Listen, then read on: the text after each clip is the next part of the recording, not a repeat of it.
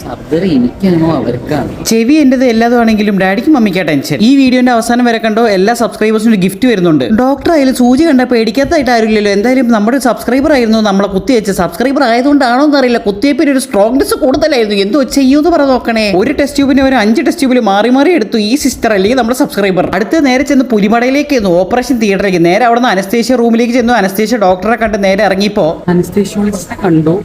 നാളെ സർജറി, ഇന്ന് അഡ്മിഷൻ.